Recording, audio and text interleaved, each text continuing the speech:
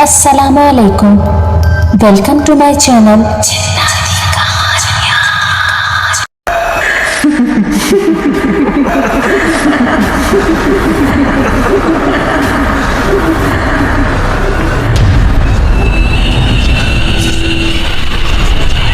تمام videos updates کے لیے میرے چینل جناتی کہانیاں کو سبسکرائب کر کے بیل نوٹیفیکیشن کو آن کر دیں۔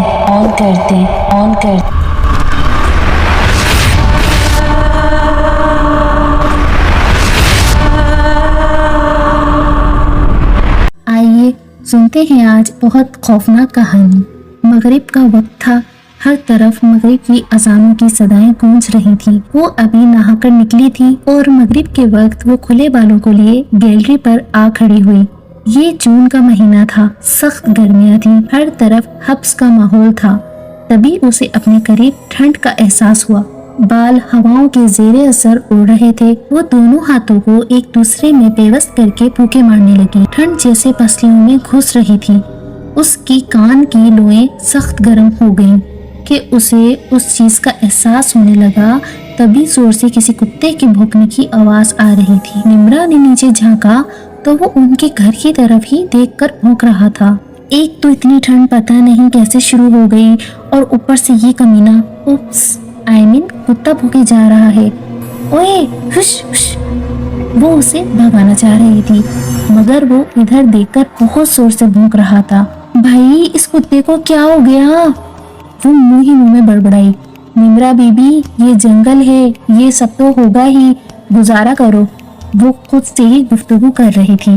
اوئے کتے میاں، یہاں کیا نظر آ رہا ہے؟ وہ تھوڑا اوپر ہو کر ہاتھ ہلاتی زور سے بولی۔ تبھی اسے اپنے قریب کسی کی سرگوشیاں سنائی دینے لگی۔ وہ یکدم گھبرا سی گئی تھی۔ میں نظر آ رہا ہوں؟ اسے اپنے پیچھے مردانہ آواز آئی تو وہ خود میں سمٹ سی گئی۔ نمرا کو یہ آواز بہت عجیب سی لگی۔ ڈر دل میں کہیں کنڈلیاں مار رہا تھا۔ اس نے تھوک نکلا اور پلٹی۔ اسے وہاں کسی کا سایہ نظر آیا اور غائب ہو گیا۔ یہ کون تھا اور کہاں گیا؟ وہ حیرت سے ادھر ادھر دیکھنے لگی۔ جبھی الفت بیگم کی آواز پر وہ سوچوں سے باہر نکلی جو اس کے کمرے میں موجود اسے چیخ چیخ کر پکار رہی تھی۔ نمرا نے سر پر ہاتھ مارا۔ اب خیر نہیں، وہ بڑبڑائی اور پھر دوبارہ نظریں دوڑا کر وہ اندر کی جانب بڑھ گئی۔ تم کہاں گئی تھی اور یہ کیا حالت بنائی ہوئی ہے؟ دوپٹہ کہاں ہے اور بال کیوں کھولے ہوئے ہیں؟ تیرا ابا کو منع بھی کیا تھا کہ یہاں گھر نہ لیں، شہر ہی ٹھیک ہے۔ ایک تو جنگل میں گھر اور اوپر سے سامنے ہی قبرستان۔ مجھے تو ہر گھڑی خوف رہتا ہے کہ جوان لڑکی اور یہ جنگل، یا اللہ میں کیا کروں؟ وہ سر پکڑ کر بیٹھ گئی۔ ارے اماں ریلیکس، کہیں نہیں گئی تھی، یہی گیلری میں تھی، اس نے تحمل سے کہا، جبکہ الفت بیگم نے جھٹکے سے سر اٹھایا۔ تو مغرب کے وقت اس حالت میں گیلری میں گئی تھی؟ ہائے رے نمرا، میں کیا کروں تیرا؟ تجھے کب عقل آئے گی لڑکی؟ انہوں نے اپنا ماتھا پیٹنا شروع کر دیا اور نمرا کو بھی وہ واقعہ یاد آیا تو وہ اب بھی تھوڑی گھبرا گئی۔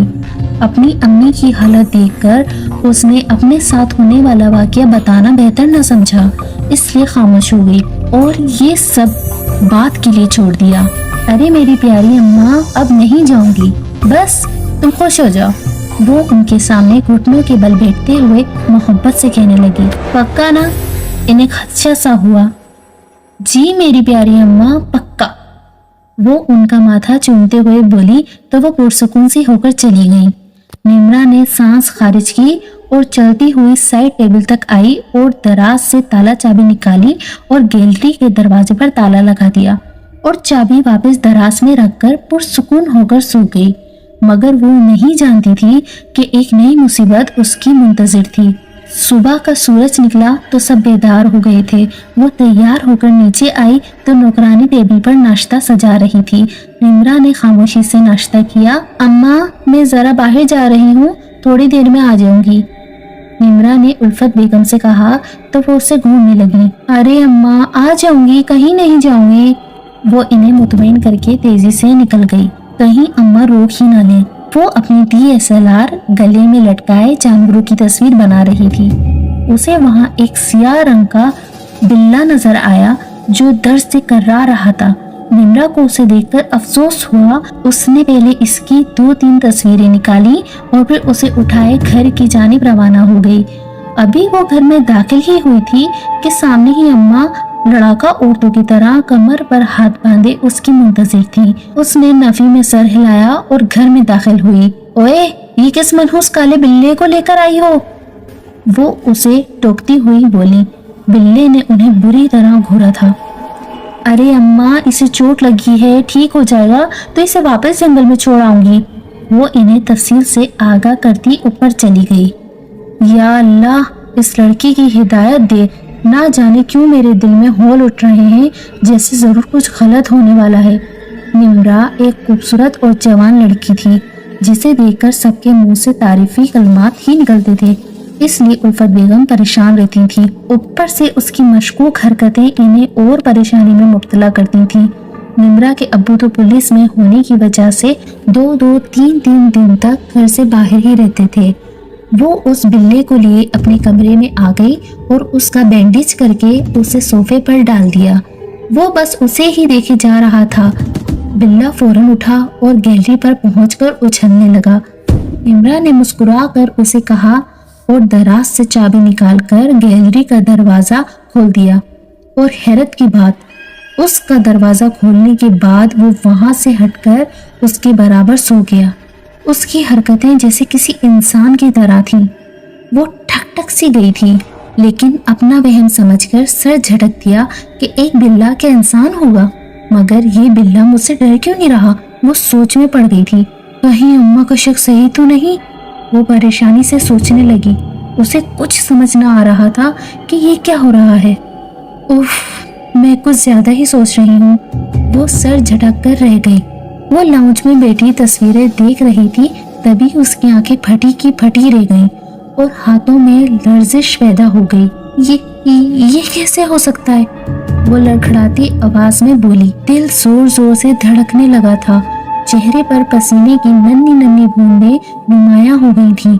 सब जानवरों की तस्वीरें ठीक ठाक थी, मगर 2 तस्वीरें जो थीं वो बिल्कुल खाली थीं। उसमें कोई जानवर ना था। ऐसे कैसे हो सकता है? इसमें उस बिल्ली की तस्वीरें नहीं है। ये दोनों पिक्चर्स में तो कोई है ही नहीं। वो थूक निगलते हुए बोली और तेजी से अपने कमरे की जानिब बढ़ी, जहां वो बिल्ला गैलरी की दीवार पर मजे से बैठा था और सामने पड़ा गोश्त का टुकड़ा जाहिलों की तरह खा रहा था, जो किसी इंसान नुमा गोश्त की तरह था। निम्रा को उससे खौफ आने लगा था। बिल्ले के मुंह पर खून लगा हुआ था, उसकी बेओ आंखें सुर्ख हो रही थी और पंजे के नोकीले नाखून भी सुर्ख हो रहे थे। ये तो एक फितरी बात थी, लेकिन उसका अंदाज बेचाराना था, जैसे कोई जंगली खा रहा हो। निम्रा की तो जान फना होने लगी। वो अपना वजूद घसीटते हुए गैलरी में आई। बिल्ले को जैसे ही किसी के आने का एहसास हुआ, उसकी एक एक चीज नॉर्मल होने लगी।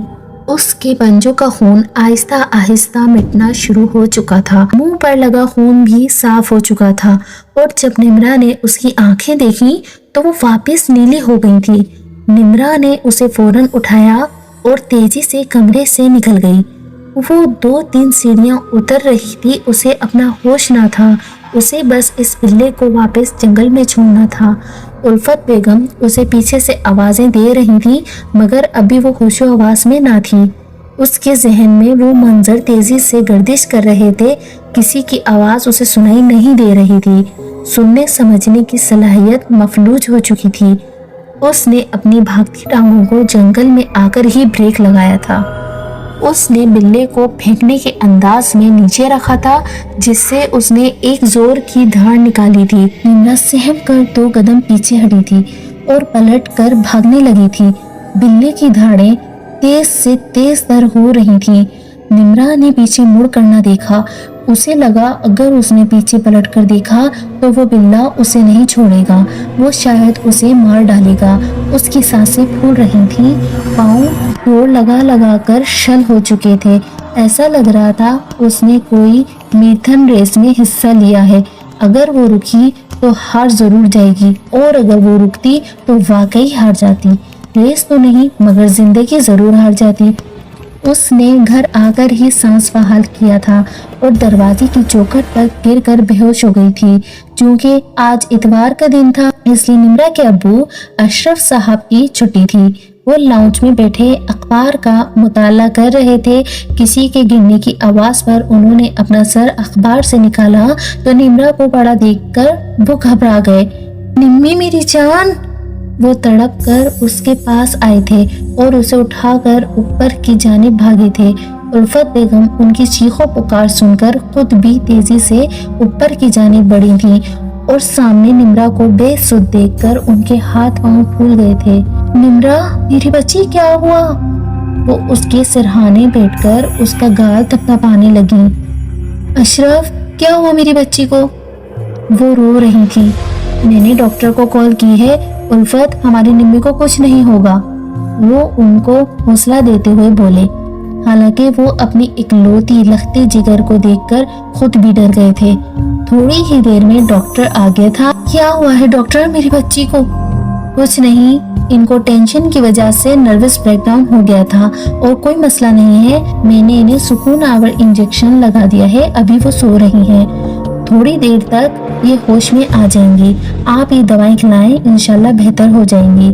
انہوں نے نسخہ ان کی طرف بڑھایا۔ شکریہ ڈاکٹر، آئے میں آپ کو باہر تک چھوڑ دوں۔ انہوں نے مسکرا کر نسخہ تھاما اور انہیں چھوڑنے باہر کی جانب آ گئے۔ ڈاکٹر چلے گئے تو وہ بھی دوائیاں لینے چلے گئے تھے۔ وہ تھوڑا سا ہوش میں آئی اور اس نے آہستہ آہستہ آنکھیں کھولی اور اپنے اوپر اسی بلے کو جھکے دیکھ کر وہ چیخ کر اٹھ بیٹھی۔ اس کا وجود تھر تھر کانپ رہا تھا۔ نمرا میری بچی کیا ہوا؟ الفت بیگم جن کی ابھی آنکھ لگی تھی اس کے چیخ پر وہ ہڑبڑا کر اٹھ بیٹھی۔ امی یہ بلا، وہ ہکلائی تھی۔ ارے یہ وہی تو بلا ہے جو تو لے کر آئی تھی، اب کیا ہوا؟ وہ اس بلے کو دیکھ کر ناگواری سے بولی۔ مگر اسے دفع کر، تو بتا تو ٹھیک ہے؟ انہوں نے اس کا پسینہ سے تر چہرہ اپنی جانب موڑا تو نمرا نے سر اس بات میں ہلا دیا۔ چل تو آرام کر، میں کچھ کھانے کے لیے لاتی ہوں تیرے لیے۔ وہ اس کا گال تھپ تھپاتی اٹھ کر چلی گئی۔ تبھی اذانوں کی آواز آنے لگی، پھر وہ چیخ کر اٹھ بیٹھی۔ اس کا وجود تھر تھر کانپ رہا تھا۔ نمرا میری بچی کیا ہوا؟ الفت بیگم جن کی ابھی آنکھ لگی تھی اس کے چیخ پر وہ ہڑبڑا کر اٹھ بیٹھی۔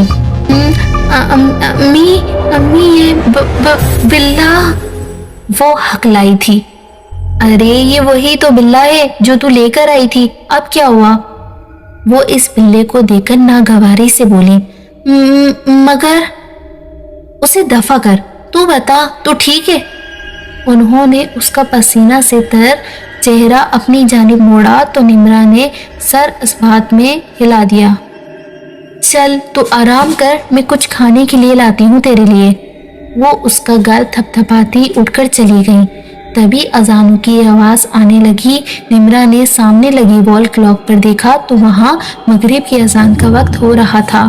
اس کے دماغ میں جھماکا سا ہوا۔ وہ ہمیشہ مغرب کے وقت ہی دکھائی دیتا ہے، اگر یہ بلا کوئی اور ہوا تو اپنا سب کچھ بدلے گا ضرور۔ وہ سوچتی ہوئی اور اپنے اوپر سے کمبل ہٹا کر وہ اٹھ کھڑی ہوئی۔ پاؤں میں چپل پہن کر وہ گیلری کا دروازہ دھکیلتی گیلری میں آ گئی۔ وہ واپس سامنے دیکھنے لگی۔ کتا آج بھی بھونک رہا تھا اور آج اس کتے کے بھونکنے کا مفہوم سمجھ آیا تھا۔ اچانک اس کے جسم میں ٹھنڈ طاری ہونے لگی تھی۔ اسے اپنے قریب پھر کسی کا احساس ہوا تو وہ بغیر دیر کے پلٹی تھی۔ سامنے وہ بلا بیٹھا تھا۔ آج اس کا وہی روپ تھا جو اس دن تھا۔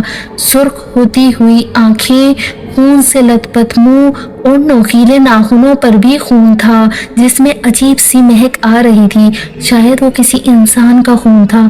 تبھی نمرا کی نظر سامنے لگے شیشے پر پڑی اور وہ ہکا پکا سی اپنے چہرے پر ہاتھ پھیرنے لگی۔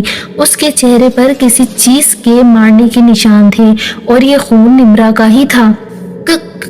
کون ہو تم اور کیا چاہتے ہو؟ وہ بامشکل بولی۔ بلے نے کوئی جواب نہ دیا۔ میں جانتی ہوں تم बिल्ले नहीं हो, वो चीखी थी। तभी वो बिल्ला गर्दन झुका गया और एकदम वहां धुंध सी होने लगी। निम्रा ने चेहरे के सामने दोनों हाथ रख दिए। आहिस्ता आहिस्ता वो धुंध मिटती गई और जब उसने सामने देखा तो उसके ओसान खता हो गए। वो चीखना चाहती थी मगर हलक में ही उसकी चीख अटक कर रह गई। वो बहुत ही खतरनाक हद तक खौफनाक शख्स था और शायद उसी कब्रिस्तान का था। मैं भी तुम्हारी तरह बहुत खूबसूरत था मगर तुम जैसी खूबसूरत लड़की ने मुझे धोखा दे दिया था। वो उसके करीब आया था जब निम्रा उससे 2 कदम पीछे हटी थी और वहां से जा चुकी थी। फिर वो हकलाई, तो फिर ये कि तुम मुझे अब पसंद आ गई हो और अब मैं तुम्हें नहीं छोड़ सकता और अगर किसी ने तुम पर नजर डाली तो मैं उसे भी खत्म कर दूंगा। वो सरगोशियाना अंदाज में बोला और उसका गाल थपथपाया। प्लीज मुझे छोड़ दो। मैंने तुम्हारा क्या बिगाड़ा है? वो मिन्नत करते हुए बोली। अरे ऐसे कैसे? मुझे तुम पसंद आई हो और मुझे जो पसंद आता है मैं उसका पीछा नहीं छोड़ता। उसकी आवाज भी उसकी तरह खतरनाक थी। निम्रा को अपने हाथ पांव ठंडे पड़ते महसूस हुए। उसने जोर से आंखें मींच ली और अगले ही पल वो जिन उसके अंदर घुस गया था। निम्रा को समझ न आया और जब आया तब तक वो किसी और के कब्जे में थी। अब ये मेरी है, वो निम्रा के जिस्म में मौजूद था और कहका लगाकर हंसा था और वापस चलकर बेड पर आकर लेट गया। उसने अपने बाल पोनी से आजाद कर दिए थे और आगे कर लिए थे। उसकी आंखें सफेद हो गई थी मगर किसी की आहट पर वो बिल्कुल नॉर्मल सी हो गई थी। बेटा ये खाना खा लो। उन्होंने खाने की ट्रे उसकी जानिब बढ़ाई जिसे उसने धाड़ते हुए फेंक दी। दफा हो जाए यहाँ से बुढ़िया, वो धाड़ा था और उल्फत बेगम तो उसके अंदाज पर हैरत के समंदर में गोताजन हो गई थी। ये क्या कह रही हो निम्रा? उन्होंने हैरत से कहा। मैंने कहा दफा हो जा, नहीं तो मैं उसको नुकसान पहुंचाऊंगा, समझी? वो गुर्राया था और उल्फत बेगम को उसका लहजा कुछ समझ न आया। उन्होंने आगे बढ़कर उसे गले लगा लिया। मेरी बच्ची ये क्या हालत बनाकर रख दी अपनी, नम लहजे में बोली। तभी उस जिन ने उन्हें धक्का दिया था और धक्का इस जोर का था कि वो बेड से नीचे गिर गई थी। उन्हें कुछ गड़बड़ लगी। वो भागती हुई कमरे से निकल गई और लाउंज में आकर टेलीफोन में किसी का नंबर डायल करने लगी। हेलो अशरफ साहब, प्लीज घर आ जाइए, वो रोते हुए बोली और कॉल कट कर दी। थोड़ी ही देर में अशरफ साहब घर आ गए थे। क्या हुआ है बेगम? वो परेशानी से बोली। अशरफ साहब, मुझे निम्रा ठीक नहीं लग रही, आप मेरे साथ चलें। वो घबराती हुई बोली और उन्हें खींचती हुई ऊपर ले गई। ये देख लें। उन्होंने सामने देखा तो सब कुछ ठीक था। निम्रा सुकून से सो रही थी। उल्फत बेगम की आंखें फैल गईं। यहाँ तो कुछ नहीं है बेगम, वो हैरत से बोले। मेरा यकीन करें अशरफ साहब, निम्रा अभी ठीक नहीं थी, वो रोते हुए बोली। बेगम आपका वहम होगा, आपको लगता है निम्रा की ज्यादा ही फिक्र हो गई है इसलिए आप ऐसा कह रही हैं। वो उन्हें दिलासे देते हुए बाहर निकले थे। आप मेरी बात का तो यकीन करें, वो तासुफ से बोली। अच्छा आप एक काम करें, किसी मौलवी को बुलवा लें, बस मेरा वहम दूर कर दें, वो हल पेश करती हुई बोली। तो उन्हें भी यही ठीक लगा। ठीक है बेगम, अभी आप सो जाएं, हम सुबह देखते हैं। वो उन्हें तसल्ली देते हुए कमरे में ले गए। वो समझ तो चुके थे कुछ गड़बड़ है क्योंकि उल्फत बेगम को इतना बड़ा वहम नहीं हो सकता था। वो पूरी रात उनकी आंखों में कटी थी। सुबह सवेरे ही वो अपने जानने वाले मौलवी को ले आए थे। वो जैसे ही इन्हें लेकर आए वो घर में कदम रखने से पहले ही रुक गए। यहाँ कोई गैर मखलूक है, वो पूरे घर को देखते हुए बोले। जी मौलवी साहब, तभी तो मैं आपको लेकर आया हूँ, प्लीज आप इसे यहाँ से दूर ले जाएं, वो मिन्नत करते हुए बोले। उन्होंने पत्तों की लड़ी पर कुछ पड़ा और अशरफ साहब की जानिब बढ़ाया।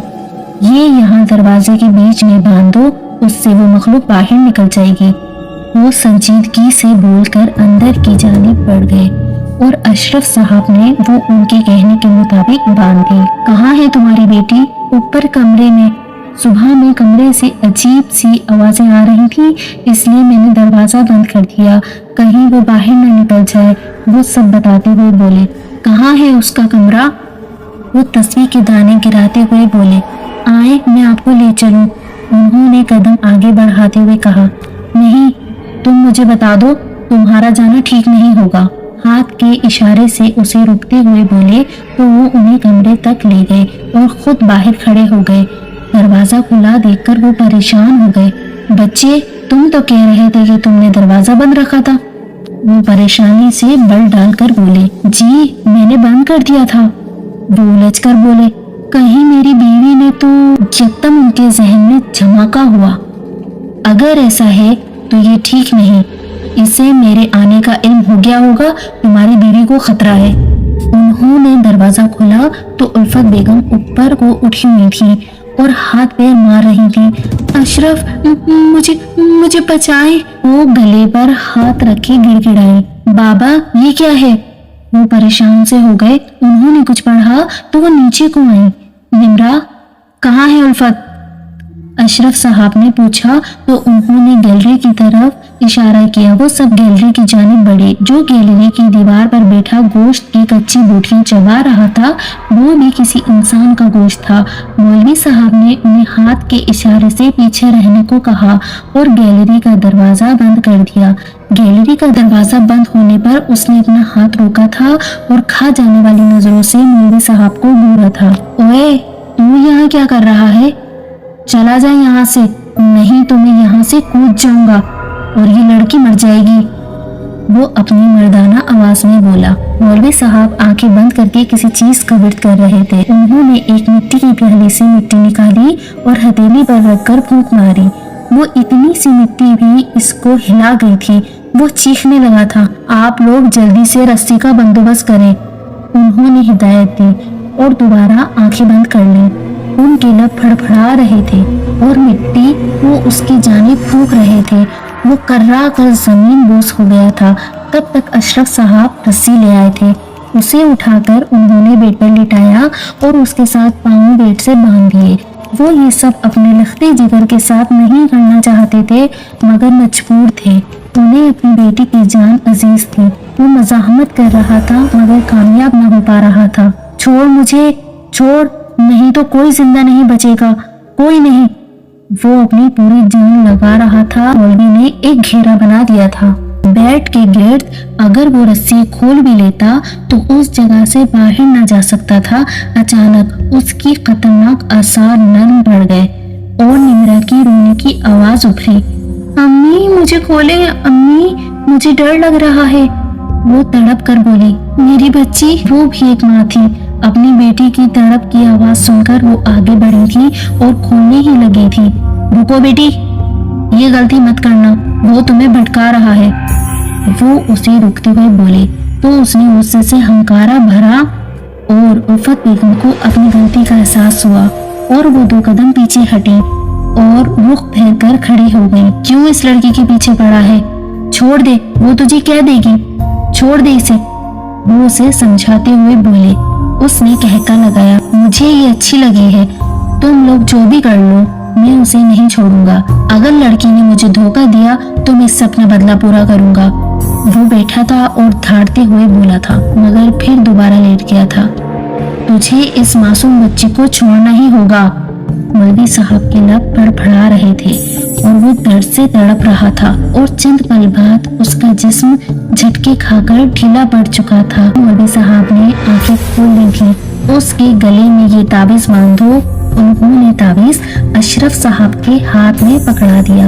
वो जैसे ही उसकी जानिब ताबीज पहनाने के लिए बढ़े, उसने पट से आंखें खोली और गर्दन इधर से उधर करने लगा। नहीं, नहीं, नहीं, वो चीख रहा था और नहीं नहीं की गर्दान नाप रहा था। उसका जरहाना अंदाज देखकर अशरफ साहब रुके थे और मौलवी साहब को देखा था। उसकी मत सुनो, पहनाओ इसे ये ताबीज, इसको मैं देख लूंगा। वो इनकी नजरों का मफहूम समझ कर बोले तो अशरफ साहब ने सर हाँ में हिलाया और आखिरकार उन्होंने वो ताबीज उसके गले में डाल दिया था। उसने अशरफ साहब को बहुत नुकसान पहुंचाया था, मगर अपनी बेटी को बचाना था। चंद घंटा और मेहनत के बाद आखिरकार वो इसके जिस्म से निकलकर नेस्तो नाबूद हो गया था। सब ने ही शुक्र का कलमा पढ़ा था। निम्रा ने आहिस्ता से आंखें खोली थी। एक दिन में ही उसकी आंखों के नीचे हल्के और उसका जिस्म नहीं सा हो गया था।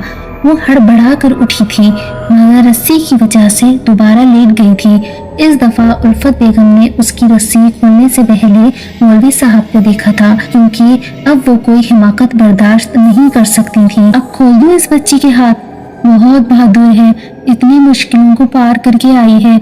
इन्होंने मुस्कुरा कर इसके सर पर हाथ फेरा।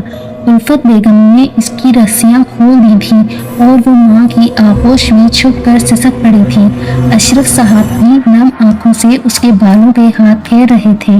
वो काफी सहम गई थी इस हादसे के बाद।